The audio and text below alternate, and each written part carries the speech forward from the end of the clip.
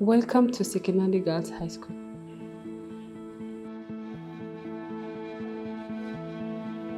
My name is Nelly Papai, and I'm the school principal. Apart from being the school principal, I also teach history and government and also religious studies in the institution that is across the forms. I think the education process, right from when we get these girls from, because they attend from Form 1 to Form 4, it enlightens them.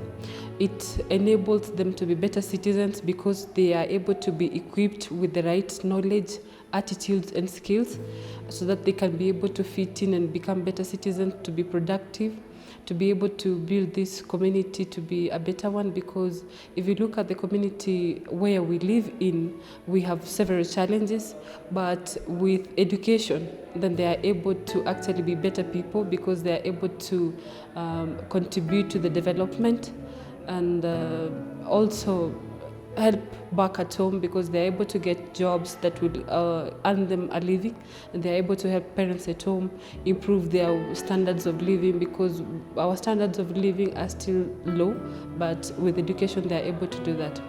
Apart from that, also education will mentor them generally as a whole because they are able, with the knowledge, then they are able to be really productive people in the job market and be able to also execute various duties in a better manner. Because as Nelson Mandela of South Africa said one time, that education is the only weapon that can change the society. Yeah.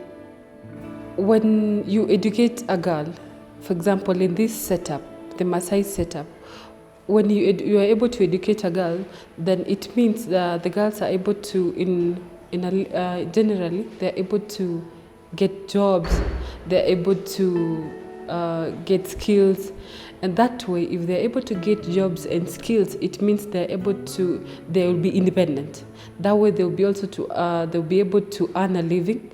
Then they're able to go back to the community, help their parents by improving the living standards. That means, because if we look at our living standards, they are a little lower than if a girl is able to do a simple thing as building a better home for their parents. That is because they are able to go to school, get a job, then they are able to do that. Then it will improve the living standards in the community.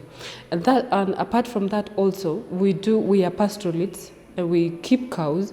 So with education, we're able to get skills on better farming methods.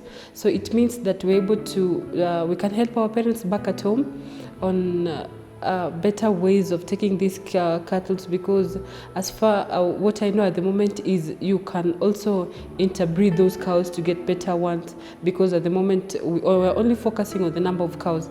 But if you are able to focus on the quality of the cows, treat them with better medication and other stuff, then we are able also to help our parents. So as a community, that really depends on livestock keeping. With education, when the girls are able to get those skills and knowledge, then they are able to improve the community. And when also the girls have this knowledge, they are able to know the importance of education, because they will be in a better position individually first to help back at home. Then when at least they're able to become role models to others, then we will have people to emulate and actually people to look up to, and then they're able to also give back, and others who are younger are able also to follow, given foot to follow after them. So that would be really good. So, and also I am a Maasai. I grew up with lots of these challenges, issues with FGM, early marriages, and that life's living conditions and the ways that, let's say, you are supposed to go and fetch firewood fetch water from a long distance, and education is not really important to the girl child, because they would really consider that you have to ensure that the boy is the one who studies, because the girl, like, you're representing cows, and you're supposed to stay with your father until the time when you're ready, and so you just represent cows for the meantime, that period. But since I was able to get education and successfully gotten a job, then I've been able to give back and also ensure that I help them where necessary. I have helped in educating of my brothers and also improving the life standard at home. So those are some of the few things that we are trying to tell even the mothers around, that it's really important that a girl also gets this education, because on the issues of early marriages, one will definitely get married at one point, but at least by that point you'll be able to have a girl who will help back at home and still have the husband, as opposed to marrying very early, because you'll only have a girl who's married off and not in a better position to really to help at home. So education is very important, that will see this community a better one. And the few ones who have been able to complete are doing a really good job. And I think so far, looking back 3 years ago to this moment, I think education has really been accepted in this community. If you look at the enrollment currently in this institution, we have only 15 girls who graduated last year. So they did their KCSE 2018, 15 of them. Then currently in Form 4, we do have 45 girls. We also have 30 girls in Form 3, and then we have 65 girls in Form 2 and 128, and still enrollment going up. So if you look at how the enrollment is going, it's like we have more parents trying to acknowledge the impact of education, and also agreeing that it's way important if we really educate our girls. So far so good. Looking forward to, actually with few years, these are people who are going to come out, because for example we had 5 girls who've gone to university directly. Then those are the people who will come and be employed, and then they will be back to the society. So if we chant this number year in, year out, then we'll have a better community. Yeah. ETC is, I really can't find a better word or maybe sentence even to put on how ETC is playing a role in this institution. Generally, I can say ETC is everything in this institution. For this reason, that ETC is the body that saw the construction and also the establishment of this institution. All our structures are currently done by ETC, except one, but the entire institution has been is built by ETC. So, but so ETC is saw the need of establishing a girls' school within this region, because there so far within the Mara division there wasn't any girls' school. And also around this Sekenani, if you look at the square kilometers around this region, then we have homes that are really so far. We have parents who are really struggling to let's say, who have no idea of the impact of education. But since the establishment of this institution, then we are also able to first, as teachers, we are role models to the community. Then they are able to, they do not need to go so far to get these things, but they're just so within. So ETC, to be precise, has helped us construct and establish this institution. And also, so if you look at the Millennium Goals and Millennium Goals of Kenya, I think 2013 or something like that, which I'll go and verify. Some of the goals says that by the year 2013, all the children in Kenya should have access to basic education.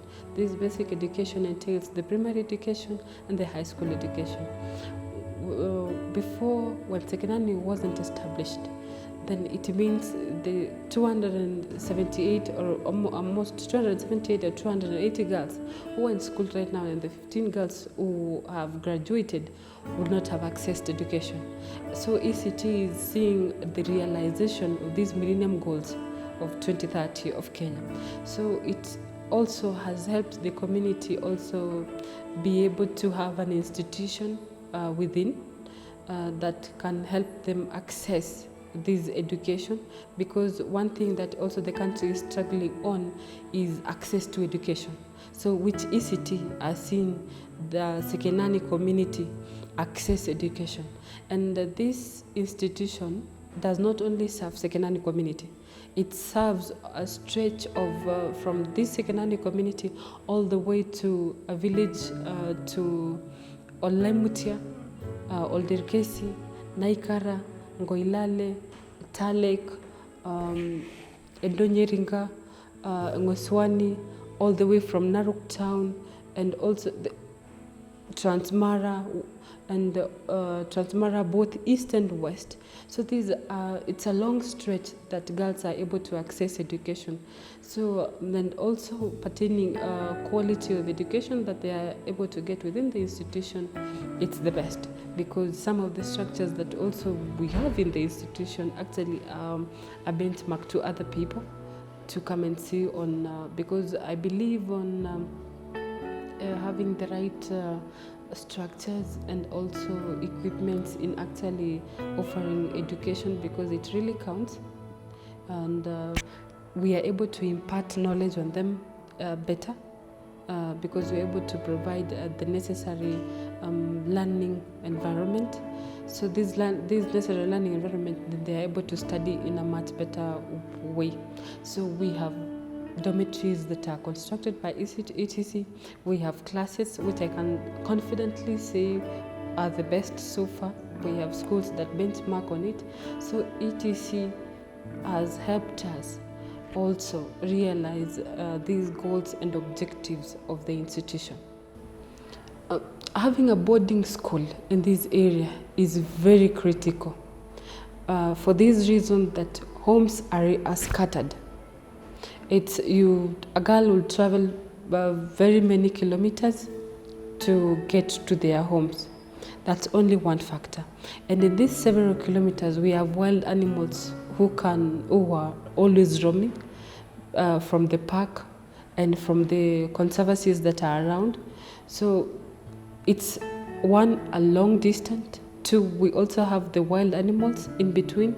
And thirdly, we have issues of also with the issue among the Maasai of early marriages. This will really expose the girls. So if it's not necessary to expose them because they're able to get these challenges on the road. So having a boarding school and making Sekenani Girls a boarding school was the right choice, because we're able to retain the girls, because they do not have to travel these distances to expose them to other dangers and challenges in life. The school preserves the local culture in many ways. One being that during entertainment they are able to still sing songs that we do back at home. We do not in any way also teach against or maybe tell them to go away against the customs of the community. And then also we do have things that we participate countrywide, music festivals, and these music festivals entail showcasing the cultures and other issues, contemporary issues that are there currently. So we've focused so much we've not necessarily focused so much, but we do normally participate in the music festivals, and we do present on this issue of the Maasai culture. This is by song and dance, which the girls normally participate. So they will be participating this on second term. Apart from that, we've also inculcated these cultures to our daily routine. In, let's say, Sunday services, we do have the songs in praise that we still we sing in our cultural way, praising God, which is still done in school.